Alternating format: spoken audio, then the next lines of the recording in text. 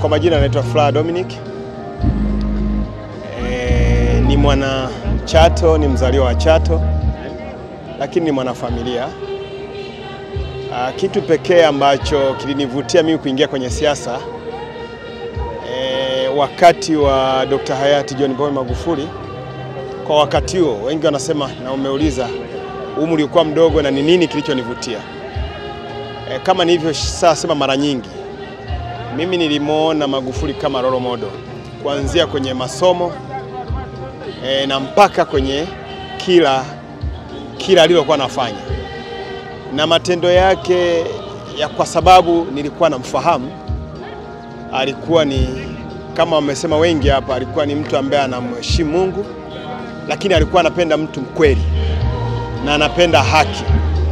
Kwa hiyo kama kijana, ukiacha undugu na wanafamilia, nilipendezwa na hiyo hali, nami nilifikiri naweza nikaingia, kwa sababu njia pekee ya kufanya kama yake ni kuingia kwenye siasa. Haikuwa rahisi, niliamua kusubutu. Kwanza nimekuwa mkemia na nikafanya ofisi ya mkemia wa serikali. Kwa niliishi kila kitu ambacho niliamini kwake ni kizuri na nilitamani sana. Kwa hiyo ndio maana nikaingia kwenye siasa. Labda fulani ningependa kufahamu, je, mpaka sasa bado una ndoto za kutafuta jimbo katika hili? Leo niko Chato nyumbani, tunayaenzi mazuri yake, na imekuwa faraja leo tumehusika wote kuienzi ndoto yake ya kuona nyumba ya Mungu iko hapa. Masuala ya siasa tayari nimo ndani ya siasa, kwa sababu mimi ni mjumbe wa mkutano mkuu wa taifa baada ya kukoswa ubunge, baada ya kuheshimu vikao vya halmashauri kuu ya chama taifa, na mwisho wa siku kupendekezwa aliyopendekezwa Dr. Josephat Gwajima. Niliheshimu vikao na nilikuwa na subira. Kwanza ni mtoto niliona na Chama cha Mapinduzi na najua misingi na kanuni ya Chama cha Mapinduzi. Hivyo sikuwahi kuwa na fujo wala na kuona kwamba nimeonewa, ila nilikuwa na subira, na baadaye nikagombea nafasi ya ujumbe wa mkutano mkuu taifa uchaguzi wa mwaka 2022 nikashinda. Kwa hiyo mpaka saizi sijakata tamaa ya siasa, nimo ndani ya siasa kwa nafasi nyingine tena tofauti na ubunge.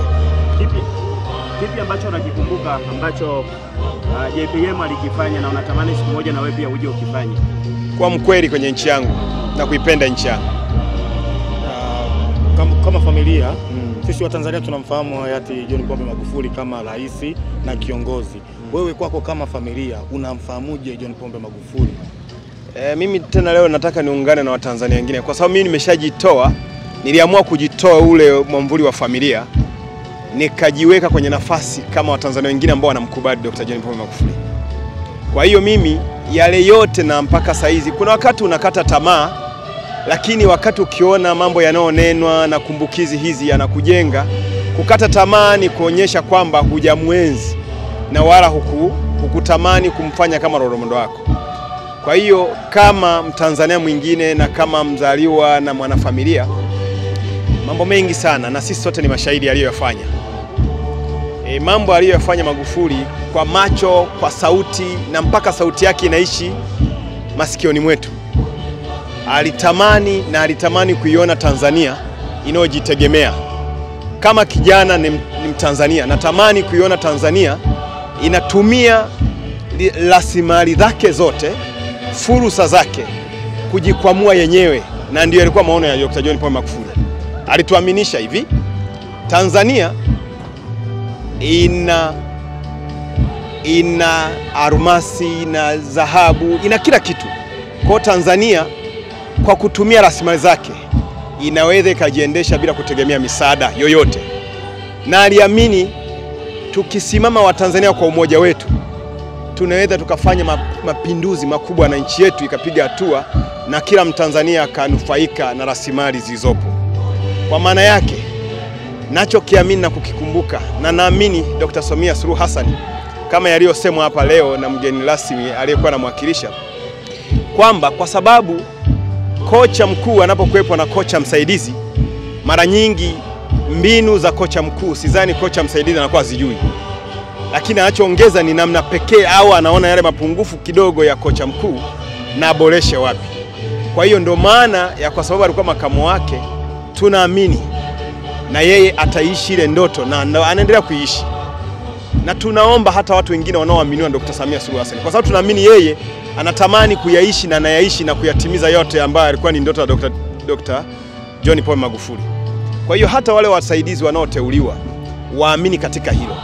Kwa hiyo kama Mtanzania, kama kijana ambao tunaamini kesho yetu inategemea nchi yetu, na naamini mimi nimekuwa nikibata bahati ya kwenda nchi tofauti masomoni na kozi mbalimbali. Hakuna siku nimetamani kukaa nchi yoyote miezi zaidi ya 2. Natamani kurudi nyumbani. Kwa hiyo niliyaona yale kwamba unaenda kule hupati hata marafiki na nini. Niliamini kwamba yale aliyokuwa anasema Dr. Magufuli kwamba ukiwa mzalendo wa nchi yako, maana yake ukatii katiba ya nchi yako, kanuni na taratibu zote za serikali yako, ukipewa nafasi ukaitendea vyema kama ulivyotazamiwa, utatimiza majukumu yako na Tanzania itapiga hatua. Kwa hiyo hayo ndio tunayoamini sisi kwa Dr. John Pombe Magufuli. Kama vijana tunayaishi na tunamwombea Mungu aendelee kumtunza na kumrehemu aliko, nasi pale tunapokengeuka kupitia kumbukizi yake tunaendelea kujiboresha. Kwa hiyo inshallah ipo siku na sisi labda Mungu akipanga tutakuwa huko ambako tunakutaka, kwa sababu kama kijana wa Tanzania nategemewa kuwa mimi kiongozi wa nchi yangu, kwa sababu Dr. Samia Suluhu Hassan wanaondoka. Mimi kwa umri wangu miaka 30, mama akikaa miaka 30 kama ya kwangu ili nifike umri wake ni kusudi la Mungu. Maana yake tunaongelea miaka 90 na kitu.